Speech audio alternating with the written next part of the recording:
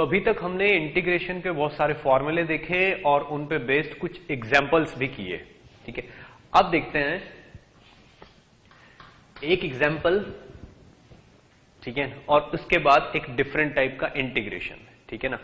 मान लीजिए हमारे पास एक क्वेश्चन है कि find integration of x square plus x plus 1 into D x, ये चीज फाइंड। मान लीजिए इंटीग्रेशन है आई की वैल्यू ये है, इसको फाइंड आउट करना है मुझे। तो ये बहुत आसान काम है। हम क्या करेंगे, एक्स स्क्वायर डी एक्स ये वाली टर्म अलग कर देंगे, एक्स डी एक्स ये वाली टर्म अलग कर देंगे, प्लस 1 इंटू डी एक्स ये टर्म अलग कर देंगे। अब इसका इंटीग्रेशन सीधे सीधे हम एक्स क्यूब बाई 3 रख देंगे, प्लस इसका इंटीग्रेशन हम एक्स स्क्वायर बाई 2 रख देंगे, प्लस इसका इंटीग्रेशन 1 है, इसकी x की पावर 0 मान लो इसको, क्योंकि x की पावर 0 इज इक्वल टू 1 होता है। तो x की पावर 0 प्लस 1 बाई 0 प्लस 1 यानी कि ये x हो जाएगा, और साथ में एक कांस्टेंट लगा देंगे हम c, सारे इंटीग्रेशंस का एक सिंगल कांस्टेंट, क्योंकि कई सारे कांस्टेंट को जोड़ने पे भी कांस्टेंट ही आता है। मान लीजिए इन सब कांस्टेंट का सम c है, ये कांस्टेंट होगा, तो ये इंटीग्रेशन हो गया। अब आप ये देखिए, अगर मैंने ये कांस्टेंट इसमें c लगा दिया, ठीक है, तो मैंने ये सेफ्टी के लिए लगाया कि कहीं इसको डिफरेंशियल करके देखिए, अगर मैं इसको डिफरेंशिएट करूं तो ये वाली चीज आनी चाहिए और वो आ ही जाएगी, साफ साफ दिख रहा है मुझे, ठीक है ना। 3x स्क्वायर, 3 से 3 कट गया, एक्स स्क्वायर ये आ जाएगा, से ये आ जाएगा, आगे ये आ जाएगा, ठीक। और c का डिफरेंशियल कितना हो जाएगा, 0। तो इस टर्म का डिफरेंशियल करके मुझे ये वाली चीज मिल जाएगी, ठीक। ये इस टाइप का जो इंटीग्रेशन हो रहा है, this is indefinite integration, this is indefinite integration, this is indefinite integration, ठीक। एक होता है डेफिनिट। इस इनडेफिनिट इंटीग्रेशन का मीनिंग क्या है कि दिस इज कंप्लीट इंटीग्रेशन, बस यही है। c की वैल्यू कुछ भी हो सकती है, निकालनी पड़ेगी। अब एक होता है डेफिनिट, एक होता है डेफिनिट इंटीग्रेशन।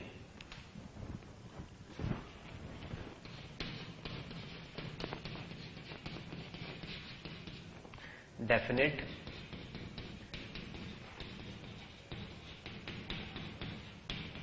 इंटीग्रेशन, ठीक है। इसका मीनिंग ये होता है कि अगर यही वैल्यू दे रखी है हमको, i is equal to integration of x square plus x plus 1, इसको इंटीग्रेट करिए, लेकिन इसको इंडेफिनिट इंटीग्रेट नहीं करना कि स्टार्टिंग से लेकर लास्ट तक। हमें ये फंक्शन बहुत थोड़े से इंटरवल के लिए चाहिए। इंटीग्रेशन का मतलब होता है जोड़ना, ठीक है ना। तो हमको इस जगह से लेके यहां तक जोड़ना है, माइनस इन्फिनिटी से प्लस इन्फिनिटी तक नहीं जोड़ना, हमें इंडेफिनिटली नहीं जोड़ना, हमें डेफिनिट सेक्शन है, इतना ही चाहिए। तो मान लो उसको बोल दिया कि 0 से लेके 1 तक, यानी कि अगर इस चीज को मैं y बोल देता हूं, ठीक है ना, तो y is integration of x square plus x plus 1। y क्या है, 0 से लेके 1 तक, यानी कि जो भी बनेगा x इज इक्वल टू 0 से लेके x इज इक्वल टू 1 तक के बीच में जो भी है वो ऐड करके हमको देना, इसका मीनिंग यही बनेगा। तो क्या हो जाएगा, इसका इंटीग्रेशन क्या आ जाएगा, जो भी इसका इंटीग्रेशन आएगा, इसका इंटीग्रेशन आया x cube by 3 plus x square by 2 plus x, ये आया। कॉन्स्टेंट अब हम नहीं लेंगे, अगर डेफिनिट इंटीग्रेशन करना है तो no constant, no need of constant term, ठीक है। और ये कहां से कहां तक है, 0 से लेके 1 तक। अब आपको क्या करना है, इसमें एक बार 1 पुट करिए, अपर लिमिट, इस चीज को बोलते हैं upper limit, this is 1 is upper limit और ये लोअर लिमिट। तो पहले एक बार इस पूरे फंक्शन में 1 पुट करिए, यानी कि 1/3 प्लस 1/2 प्लस 1, ये हो गया, माइनस 0 पुट करिए, 0/3 0/3 माइनस 0, तो आंसर आ जाएगा 1/3 प्लस 1/2 प्लस 1/1। नीचे अगर मैं 6 कॉमन लूं तो 2 प्लस 3 प्लस 6, ये हो गया 11/6, ये इसका आंसर आ गया। दिस इज डेफिनेट इंटीग्रेशन, ठीक है ना। एक एग्जांपल और ले लेते हैं, मान लिया y is equal to x square है, ठीक है ना। अब y इज इक्वल टू है एक्स स्क्वायर dx, इसको इंटीग्रेट करना है 0 से लेके 2 तक या 1 से लेके 2 तक। तो जब मैं इसका इंटीग्रेशन करूंगा तो ये आ जाएगा x³ 3। अब यहां पे कांस्टेंट c नहीं लगाना, 1 से लेके 2 तक करना है इसको इंटीग्रेट। तो ये क्या आ जाएगा, पहले 2 रखो, 2⁵3/3 माइनस 1⁵3/3, तो 8/3 माइनस 1/3, तो आंसर आ जाएगा 7/3। This is definite integration. Definite है कि 1 से लेके 2 तक ही करना है, इनडेफिनिट में कुछ नहीं पता, दैट इज ओनली इंटीग्रेशन। ठीक है, तो ये होता है डेफिनिट इंटीग्रेशन। कोई भी पहले तो जो भी इंटीग्रेशन आता है उस इंटीग्रेशन को लिख लो, कांस्टेंट टर्म मत लिखो, कांस्टेंट टर्म बिना लिखे उसमें वैल्यूज पुट करो। This is upper limit and this is lower limit. Upper limit lower limit का मीनिंग क्या होता है कि यहां से स्टार्ट होना है और यहां तक करना है, लोअर लिमिट से स्टार्ट होना है। लिमिट मतलब एंड्स, एंड्स, बस यही लिमिट है, इससे आगे नहीं जाना, इससे पीछे नहीं जाना। ठीक, दीज आर लिमिट्स। ठीक है, तो डेफिनिट इंटीग्रेशन में कांस्टेंट टर्म ना लिख के हम वैल्यूज पुट करके एक फाइनल वैल्यू निकालते हैं। ठीक है, this is called definite integration. ठीक है, अब जैसे मीनिंग, इसका मीनिंग क्या है, मीनिंग, चलिए एक सोच के देखिए अच्छे से। यहां पे y क्या है, यहां पे इंटीग्रेशन होने के बाद y है। ठीक है ना, इंटीग्रेशन होने के बाद y है। मान लीजिए, देखिए एक चीज आती है area of curve, area under curve, area under curve. इसका मीनिंग क्या है, देखिए जो डेफिनिट इंटीग्रेशन है, किसी भी कर्व के नीचे का एरिया निकालने में इंटीग्रेशन बहुत यूजफुल होता है और इंटीग्रेशन का एक्चुअल मीनिंग भी यही होता है। ठीक है ना, सपोज करिए y is equal to 2x, ये एक लाइन है। किसकी इक्वेशन है, ये एक लाइन की इक्वेशन है। ठीक है ना, अगर ये एक लाइन की इक्वेशन है तो हम इस लाइन को ड्रॉ कर सकते हैं। हम इस लाइन को ऐसे ड्रॉ कर सकते हैं, यूं।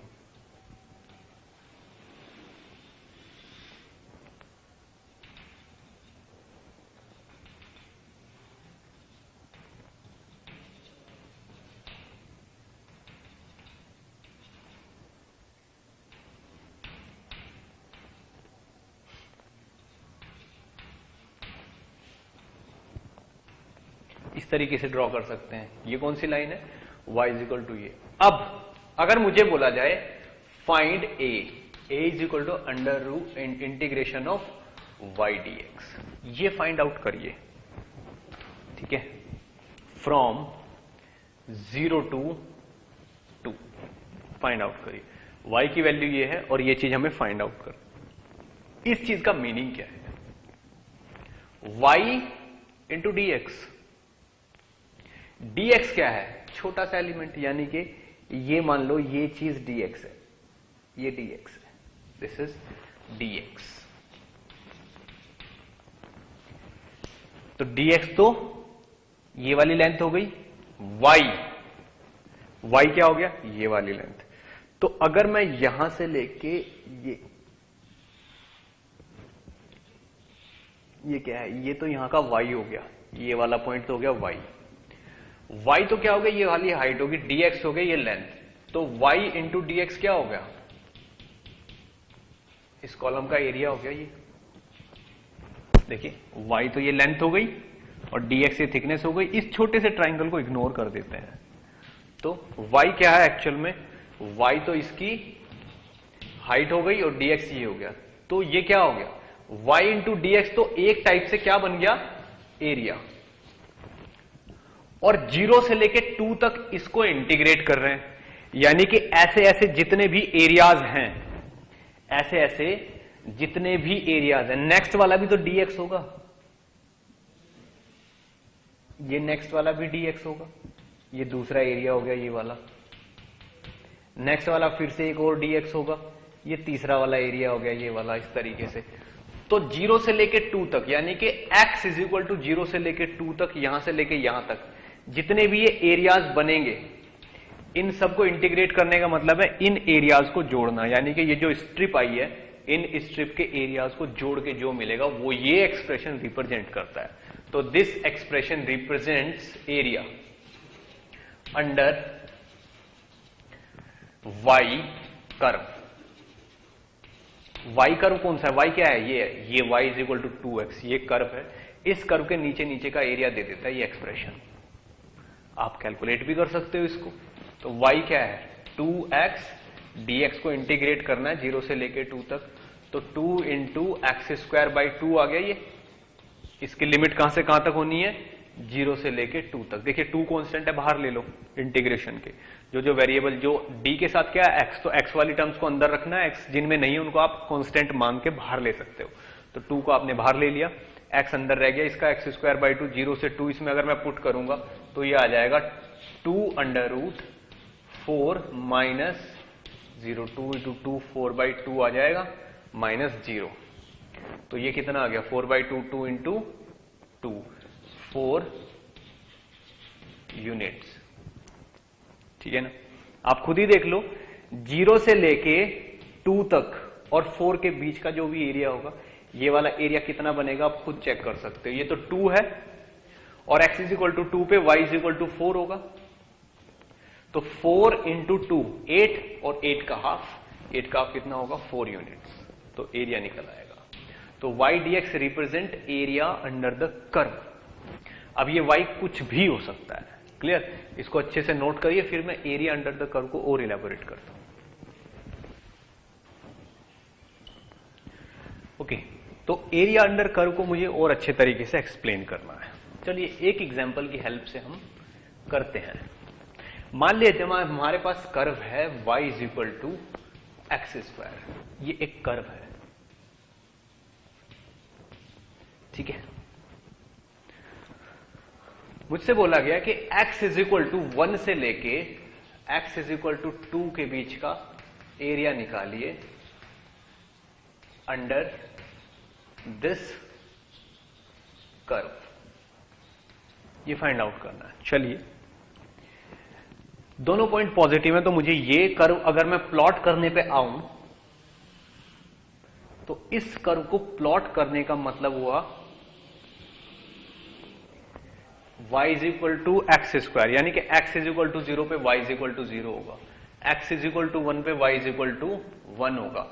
तो ये वाला जो कर्व आएगा, x इज इक्वल टू 2 पे y इज इक्वल टू 4 होगा और x इज इक्वल टू 3 पे 9 होगा, यानी कि ये वाला कर्व इस तरीके से बढ़ता चला जाएगा, यूं 1 2 3, और मान लो 1 2 3 4 इस तरीके से है।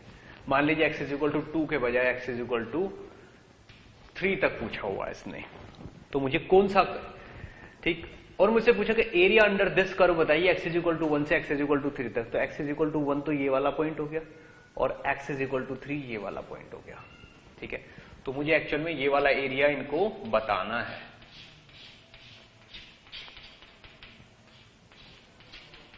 ये वाला एरिया बताना है, ठीक है ना। अब ये x इज इक्वल टू 1 है और ये x इज इक्वल टू 3 है, ये एरिया बताना है। और ये कर्व कौन सा है? y is equal to x square.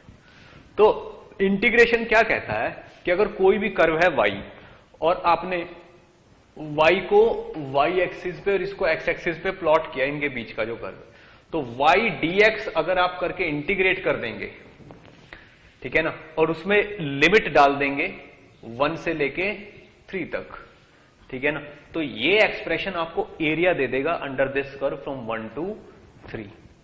इससे आसान काम और क्या हो सकता है?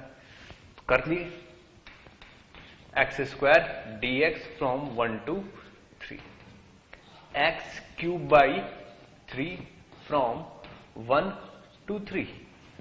अब आप ये देखिए, अगर इस एक्सप्रेशन को हम सॉल्व करें तो ये एक्सप्रेशन बनेगा 3 3 जा 9 3 जा 27/3, 27/3 बन जाएगा 9 माइनस 1/3।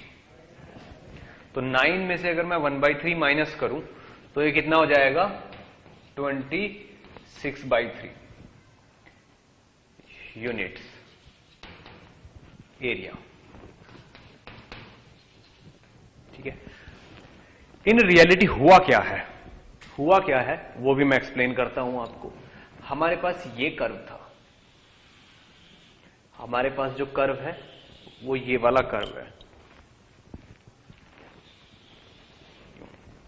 और इस पॉइंट से लेके इस पॉइंट तक का मान लीजिए हमको एरिया निकालना है, यहां से लेके यहां तक का। तो किसी भी y की कोई भी वैल्यू, मान लीजिए ये वाली वैल्यू है y, तो y पे ये कर्व का ये वाला पॉइंट बनता है यहां पे y। अब इस y से के कोरेस्पॉन्डिंग x ये है, तो यहां पे और इससे थोड़ा सा एक्स्ट्रा वाला dx, तो ये वाला जो सेक्शन है ना, ये वाला, this section is of length dx। तो y हाइट पे अगर dx थिकनेस का मैं कॉलम उठा लूंगा तो इस छोटे से कॉलम का जो एरिया होगा वो होगा y इंटू dx। ठीक है ना, y इंटू dx। अब आपको लग रहा है कि जैसे ऊपर का, जैसे ये वाला कर्व ऐसे है, तो यहां पे ये वाला कर्व ऐसे जाएगा, तो y dx तो इतना इतना एरिया हुआ। ये जो ये वाला एरिया है, दिस इज नेग्लिजिबल एरिया, बहुत कम है। तो हम क्या करते हैं, इस dx को थोड़ा सा खिसका लेते हैं ताकि y पॉइंट यहां आए। ठीक है ना, तो ये इतना कॉलम बन जाए, ये इतना, तो थोड़ा सा एरिया जो यहां पे कट हुआ यहां पे वो एडजस्ट भी हो जाता है। तो dx को थोड़ा, अगर y बिल्कुल सेंट्रल पॉइंट होगा, मान लो कर्व ये है, y ये है, x एक्सिस ये है, और कॉलम हम यहां से लेके यहां तक उठाते हैं, ये dx का यूं ये वाला, तो एक्चुअल में इतने कॉलम का एरिया हम ले रहे हैं। तो ये वाला एरिया इस वाले एरिया को एडजस्ट कर लेता है, मतलब मैक्सिमम अप्रोक्सीमेट हो जाता है, ये बहुत ही ट्रू वैल्यू के आसपास वो हो जाता है। तो इसका मतलब वो y dx। अब इसके साथ अगर इंटीग्रेशन लगा दिया तो इसका मतलब होगा कि ये जो चीज है एरिया, जो ये एक स्ट्रिप का एरिया, ये इंटीग्रेट होना है, यानी कि ऐसे ऐसे जितने भी एरियाज हैं वो सब ऐड होने हैं। और अगर मैंने लिमिट लगा दी a से b, तो दैट मीन्स a से स्टार्ट करके b तक जितने भी ऐसे ऐसे एरियाज हैं सब ऐड होके आ जाने हैं। तो दिस गिव्स एरिया, ये चीज एरिया दे देती है। ठीक है, इसको अच्छे से नोट करिए, फिर थोड़ा और आगे बढ़ते हैं हम।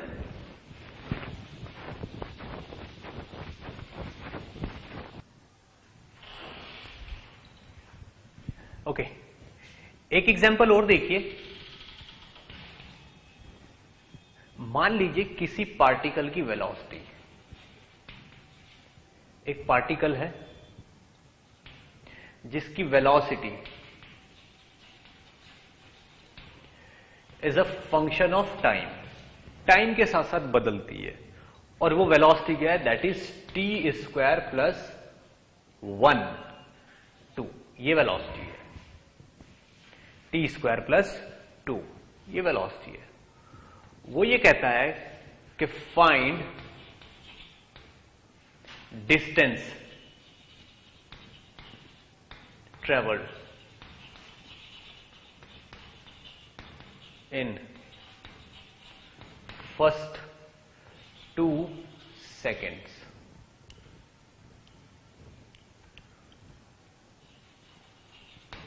फर्स्ट 2 सेकेंड्स में डिस्टेंस ट्रेवल बताइए, यानी कि 0 से लेके 2 सेकेंड तक डिस्टेंस ट्रेवल बतानी है मुझे। क्लियर? आप ये देखिए, अगर ये वेलोसिटी है और ये वेलोसिटी टाइम पे डिपेंडेंट है, तो हमें ये इंफॉर्मेशन दे रखी है कि अगर मैं इसको ड्रॉ करूं, इस ग्राफ को ड्रॉ करूं, हमें बोला गया है कि v इंटू डी टी और integration of v D T is distance, integration of v D T is distance, ये हमें बोला गया है। ये हमारे पास हिंट दिया हुआ है, उसने हिंट,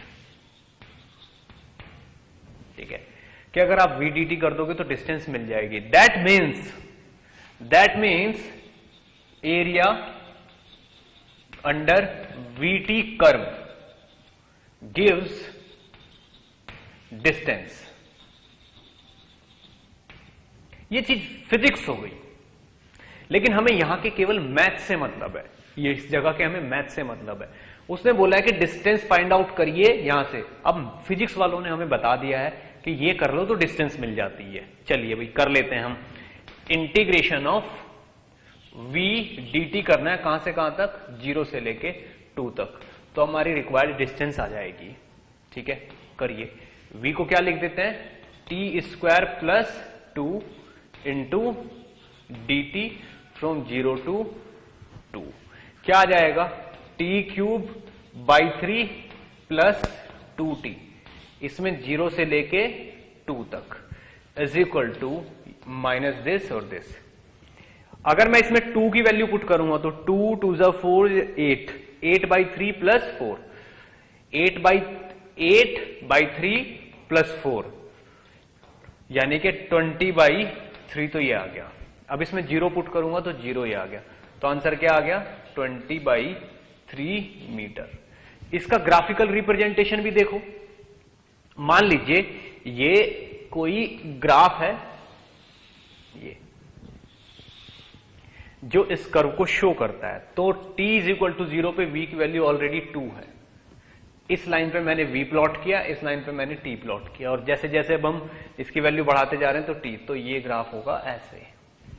ठीक है ना, तो फर्स्ट 2 सेकंड का मतलब ये होगा 1 ये 2 ये, यहां से लेके यहां तक का एरिया निकालना है मुझे, ये वाला। This is VT curve. ये फर्स्ट चैप्टर जो होगा काइनेमेटिक्स उसमें आएगा अभी। तो area under VT curves gives distance, इस इंफॉर्मेशन के बेसिस पे हमने इसको सॉल्व कर लिया और हमें ये डिस्टेंस मिल गई। This area is distance. तो इस तरीके से इस कॉन्सेप्ट का एरिया अंडर कर्व का यूज फिजिक्स में होगा। मैंने एक एग्जांपल दिया है, क्यों, क्योंकि आपको ये याद दिलाना जरूरी है कि हम यहां मैथ्स नहीं पढ़ रहे हैं, हम फिजिक्स में यूज करने के लिए टूल्स इकट्ठा कर रहे हैं, जिससे हम फिजिक्स के क्वेश्चंस को आसानी से कर पाए। ठीक है, इसको बहुत अच्छे से नोट करिए। फिर एक पॉइंट और एक्सप्लेन करता हूं मैं इसके बाद। ओके, इंटीग्रेशन का एक बहुत बड़ा यूज होता है एवरेज निकालने में।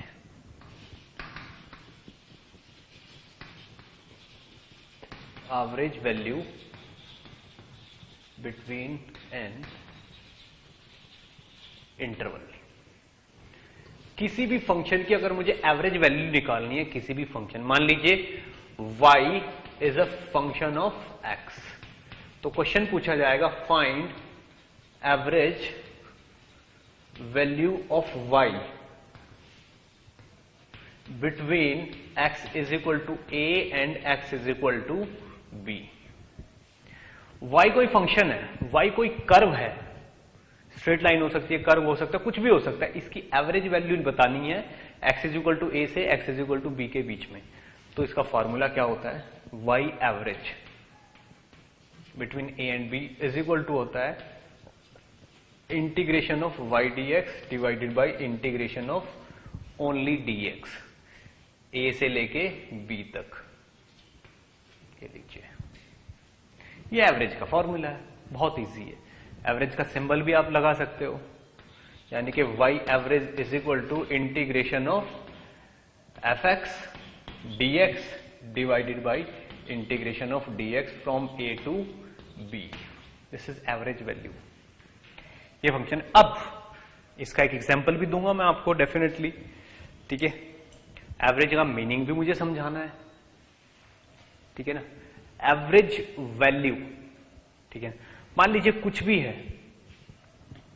ठीक है ना, कोई भी वैल्यू है, डिस्टेंस ही है, y कोई डिस्टेंस है या y कोई कर्व है, मान लीजिए ये है, y is equal to x square है। इसको मैं ड्रॉ कर रहा हूं यहां पे ऐसे, ये है। अब ये पॉइंट तो 1 है और ये पॉइंट है 2। अब मान लो मुझे y की एवरेज वैल्यू निकाल, देखिए 1 पे वैल्यू कुछ है y की और 2 पे y की वैल्यू कुछ है, तो y की एवरेज वैल्यू का मीनिंग होगा, देखिए इतने इंटरवल के लिए y की वैल्यू ये रही है, इतने इंटरवल के लिए y की वैल्यू ये रही है, इतने इंटरवल के लिए y की वैल्यू ये रही है, इतने इंटरवल के लिए y की वैल्यू ये रही है। तो एवरेज वैल्यू इस पूरे ओवरऑल इंटरवल में क्या रही है वो ये चीज बताएगी। ठीक, तो एवरेज वैल्यू क्या हो जाएगी, y dx यानी कि x square dx divided by dx और इंटीग्रेशन कहां से लेके 1 से 2 तक, 1 से 2 तक। तो ये क्या हो जाएगा, एक्स क्यूब बाई 3, तो ये हो गया कहां से कहां तक, 1 से लेके 2 तक, और डिवाइडेड बाई एक्स ये हो गया कहां से कहां तक, 1 से लेके 2 तक।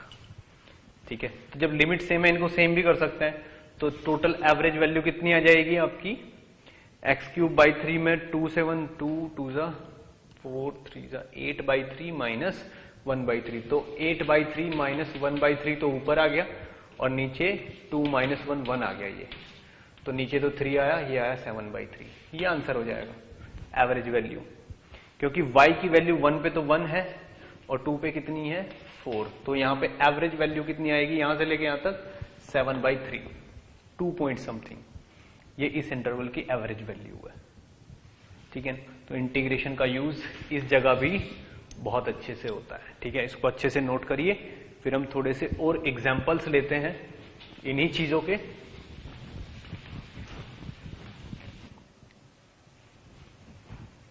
ओके, चलिए एक एग्जाम्पल और लेते हैं इस पे। मान लीजिए कोई फंक्शन है i is equal to I naught sine omega t, ये करंट है, ये करंट की मैक्सिमम वैल्यू है और ये वो फंक्शन है जिसके हिसाब से करंट वेरी करती है। तो वो ये कहता है find average value of i between an interval 0 and pi by omega. इस इंटरवल में इस i की एवरेज वैल्यू बताइए क्या होगी, क्या करना पड़ेगा बताइए। बहुत सिंपल काम है, क्या, integration of i dt। i किसका फंक्शन है, टाइम का, टाइम के साथ साथ बदलेगा, तो i dt यहां पे omega I naught are constant, ये टर्म भी जरूरी है, ये वाला आई नोट और ये वाला ओमेगा कांस्टेंट है। तो integration of I dt divided by integration of dt, कहां से कहां तक, 0 से पाई बाई ओमेगा तक, 0 से पाई बाई ओमेगा तक। तो ये वाली चीज क्या हो जाएगी, i की वैल्यू रख दो, I naught sine omega T into D T divided by integration of D T. कहां से कहां तक आप ये वैल्यू कहां से कहां तक पुट करोगे, 0 से लेके पाई बाई ओमेगा तक, 0 से लेके पाई बाई ओमेगा तक। तो ये चीज आपको क्या मिल जाएगी, देखिए आई नॉट बाहर आ जाएगा और नीचे dt का जब इंटीग्रेशन करेंगे तो t आ जाएगा, t में पाई बाई 2 ओमेगा और ये डालेंगे तो सीधे सीधे पाई बाई ओमेगा माइनस 0 आ जाएगा नीचे वाला, ऊपर बचा है integration of sine omega T dt, ये बचा हुआ है। तो आई नॉट ओमेगा बाई पाई तो ये आ ही गया है, साथ में साइन ओमेगा टी है, ठीक है ना। साइन ओमेगा टी का इंटीग्रेशन क्या होगा बताइए, minus cos omega T by omega, कहां से कहां तक, 0 से लेके पाई बाई ओमेगा तक। ठीक है, अब आई नॉट ओमेगा बाई पाई तो इधर आ गया, यहां पे एक वैल्यू ये आएगी जब मैं पाई बाई ओमेगा पुट करूंगा इसमें। ठीक है, तो जब मैं ओमेगा की वैल्यू को पाई बाई टी की वैल्यू को पाई बाई ओमेगा पुट करूंगा तो इस वाले ओमेगा से ये वाला ओमेगा कट जाएगा, यहां पे केवल पाई रह जाएगा, तो माइनस कॉस पाई, माइनस और माइनस 1 यानी कि प्लस 1, 1 बाई ओमेगा तो ये आ गया, माइनस जब मैं इसमें 0 पुट करूंगा टी की वैल्यू को तो ये कॉस 0 हो जाएगा, कॉस 0 इज प्लस 1, तो minus 1 by omega, minus minus 1 by omega हो गया, ये यहां पे वैल्यू हो गई। तो ये यहां की फाइनल वैल्यू क्या हो गई इस जगह पे, I naught omega over pi into 2/ओमेगा। ठीक है, तो आंसर क्या आ जाएगा यहां पे? ओमेगा से ओमेगा कैंसिल, 2I0/पाई। यही यहां पे आंसर भी है। This is average value of I. Clear? एक एग्जाम्पल और देखिए, आपके लिए है, बहुत छोटा सा एग्जाम्पल। इसने पूछा है y is equal to 2x+3। इसकी एवरेज वैल्यू बतानी है। Find y average between 0 and 1। बताइए कितनी आएगी? आपके लिए 2 मिनट का टाइम है, ठीक है ना? फिर मैं आपको आंसर बताऊंगा। आई होप आपने सॉल्व कर लिया होगा। सॉल्व करने के बाद आंसर आएगा 4। क्लियर? इसको बहुत अच्छे से नोट करिए, फिर हम और आगे बढ़ते हैं।